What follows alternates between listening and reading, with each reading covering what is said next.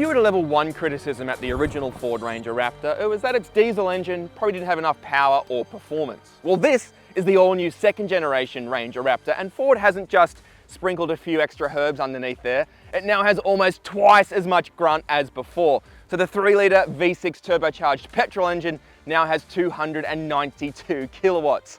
We've driven this car before in pre-production version, so we kind of know it's a big improvement and it's also a bit of an animal. But this is the final product, the finished version. So that means it's our first chance to give you guys a definitive verdict on what it's like. Today we're going to drive it off-road, we're going to do some on-road stuff. We're also going to hit a few jumps at high speed. So let's strap in and get to it. Let's talk about how the new Ranger Raptor looks, because that is a huge part of the appeal with this new ute. I think it looks pretty tough. First thing you notice is it doesn't have the narrow glass house and pumped up guards of the original. Now we've got a much blockier 4-square appearance. I think it does look very tough. I kind of miss the original narrow glass house. Let me know what you guys think in the comments below about the design.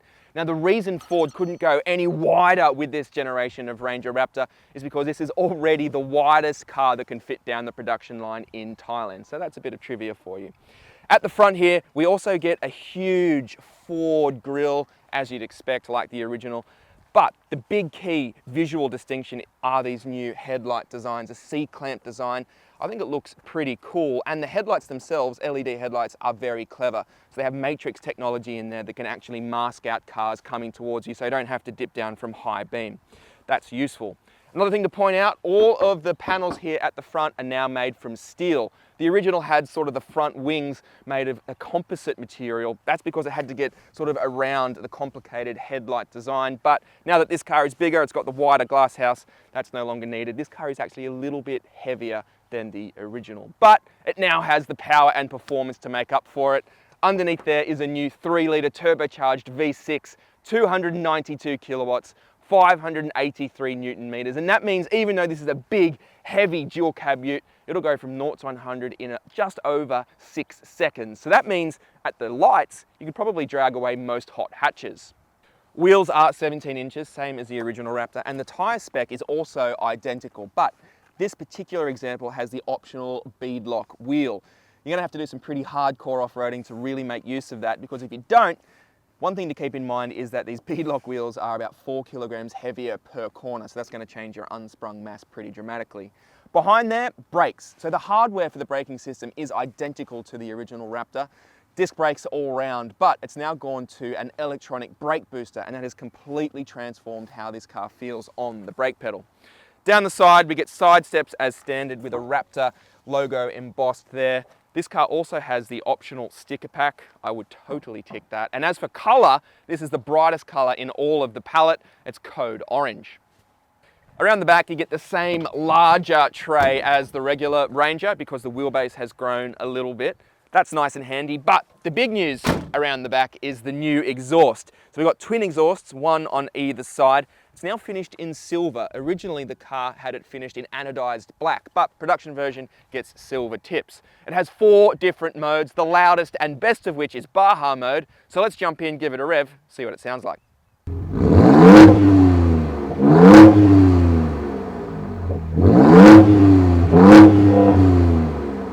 So the performance has taken a huge leap forward, but the cabin, the interior presentation, and the tech in here has probably taken an even bigger step forward in this generation of Raptor. It's a very nice, very luxurious place to sit for a dual cab ute. Saying that, it is 85 grand before on-road costs, so you do expect a certain level of luxury, and the Ranger Raptor does deliver. Look at the huge screens that we now have to play with. So large portrait-style 12-inch central infotainment screen. It's really good, great graphics. It's running Sync 4, and it doesn't sacrifice, functionality in the pursuit of style. We still have buttons and dials for all of the HVAC controls. They haven't been buried into the center screen, which is annoying. We have wireless Apple CarPlay and Android Auto. There's a wireless charging pad for your phone down here ahead of the gear shifter as well. Plus, the driver's display also fully digital. It's nice and easy to use. Clear graphics, which is something a lot of manufacturers also stuff up a little bit. In terms of materials quality, again, it feels of a high level. All of the touch points are nice and soft. The seats have nice, soft, leather-like material on them. The seats themselves have been redesigned as well. Pretty comfy, nice, lots of lateral support, which you need when you're doing high-speed off-roading. But the biggest thing, the biggest step forward is, look at this. The steering wheel now comes all the way out, so the driving position has taken a huge step forward. One other little thing I want to point out is check out these little buttons and switches here on the roof. It's kind of like you get in a cockpit of a plane. They're sort of auxiliary switches. You can put whatever you want there. So light bars, winches, that kind of stuff. That's another useful feature with this generation of Ranger.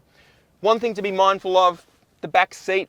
The back seat's fine, but it's not the best or roomiest back seat in the dual cab class. It is a little bit tight for adults sitting behind fully grown adults. We'll cut to a shot of me sitting back there now so you can see knee room and that kind of stuff. It's not a deal breaker by any means, but if you're going to have 4 up, quite often in the Ranger Raptor, it is something to be mindful of. But overall, I think the cabin it's a really nice place to spend a lot of time. Big step forward.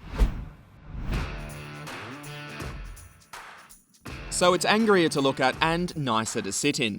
But where the new Raptor has really improved is how it performs off-road. We tackled some slow-speed obstacles and a high-speed course, which gave us the chance to test the new permanent 4-wheel drive system and the overhauled suspension, which now includes more advanced live valve shocks from US supplier Fox. With Baja mode engaged, the Raptor is huge fun and surprisingly capable to drive hard. The steering is quicker and more direct, and unlike the previous Raptor, which was all about maintaining momentum, now you have the power to use the throttle to get you out of trouble. Over slower obstacles, the new Raptor now has locking dips on both axles and some useful new features like a forward-facing camera that allows you to see over crests and also shows you your virtual tyre tracks so you can avoid ruts and rocks. So the new Raptor is a big improvement over the original, especially on the high-speed rally circuit. But now it's time to see how it goes on tarmac. Okay, so we have driven the Ranger Raptor before in pre-production, guys, but that was purely off-road at a off-road facility in South Australia where we got to jump it around and stuff, and they were early pre-production cars. This is a finished product. We are now on the public road, so what are first impressions? My biggest concern when I drove it in pre-production, guys, was the car instantly felt way more focused. The suspension, the chassis, where the old car could sort of float around, had a bit of a magic carpet ride, the Ranger Raptor now has been engineered to be much more focused. The trade-off to that, I was concerned, was it would feel too firm, too angry on the public road for a dual cab ute. Initial impressions are, yeah, it's firmer, but we haven't hit any bumps where I've sort of winced and thought, oh geez, this is too harsh to drive every day. We're going to have to spend a bit more time on bumpier roads. We're on sort of pretty cruisy A roads here at the moment without any real big bumps. So verdict is still out on the ride, but initial impressions are positive. As for the powertrain, well, let me dial up sport mode.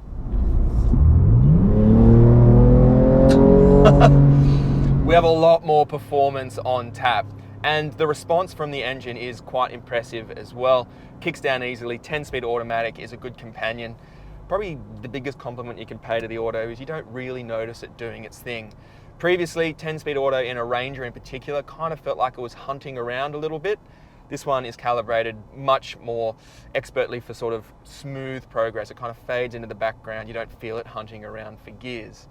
As for how the Raptor sounds, it's loud. It is very loud from outside the car. I don't want to say verging on antisocial because I don't want cars to get quieter, I want them to get louder, but you will hear a Raptor coming, particularly if it is in Baja mode. So that is, again, another positive. I kind of like that they've lent into the character of this car. As for whether it sounds good, V6s can be very hit and miss in my experience. I think they've done a good job with this. I think it sounds a little bit like Alfa Romeo Stelvio Q. I think that's actually one of the cars they benchmarked for the engine noise.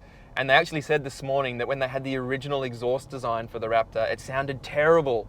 None of the engineers liked it, so they completely redesigned the exhaust system, spent a lot of time in the sound chamber to get the tuning just right.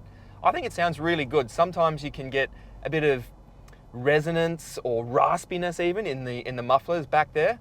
I think it sounds quite cool. This car has loads more personality compared to the original diesel-powered Raptor.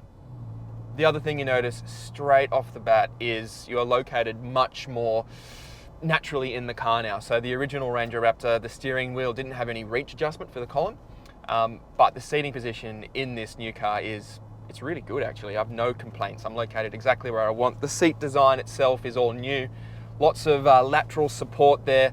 They actually also mentioned in the briefing this morning that when they were designing the seats, they were conscious that it's not just lateral support that you need in this car, but also sort of vertical and trying to locate you in the seat as nicely as possible, given people are going to be jumping these cars around a little bit. So that's pretty cool.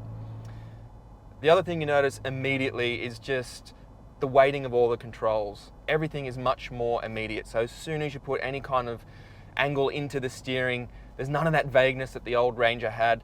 The brake pedal as well is instantly firm, so it has none of the sneeze factor at the top of the travel that the old Ranger had.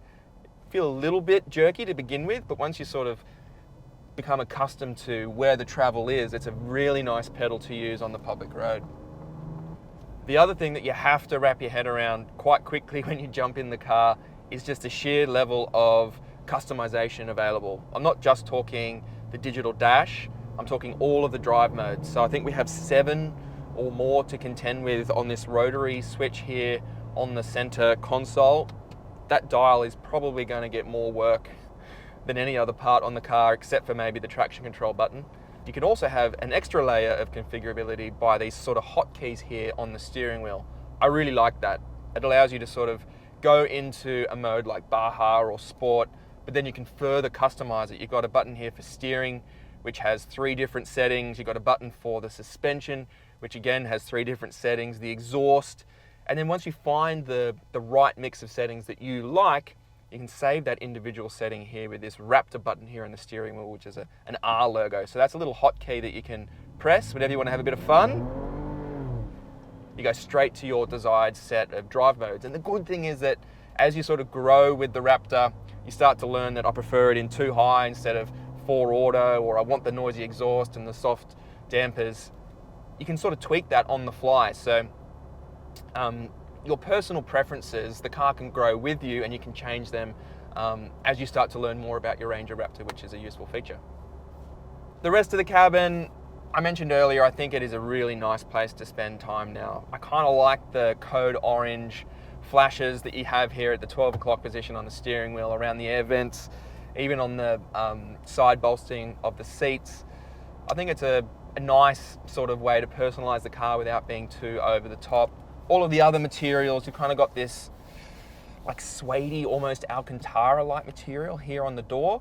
Again, it feels premium, but it does feel hard wearing, so it doesn't feel like you're going to stress if you get some red dust or dirt or mud and grime all over it. It'll just sort of wipe off. I think they've done a pretty good job. It must have been difficult to get a cabin that is hard wearing and utilitarian, but also feels premium. I think they've actually nailed it. It does feel more premium in here than like top spec versions of an Everest or something like that. It does feel like an 85 grand car. 85 grand for a dual cab ute, that's a lot of money. The market kind of proves that the market does see a lot of value there, because a lot of people are spending a lot of money on their dual cabs. So I think if you did buy one of these cars, if anybody out there is wondering, is 85 grand before on-roads too rich an asking price? For what you're getting in terms of performance increase over the original, interior fit out, the infotainment system, the general sense of refinement and comfort that you have in here as well is very impressive. No, I think there is real value here. I don't think it feels overpriced at all. So does the new Ranger Raptor live up to the hype?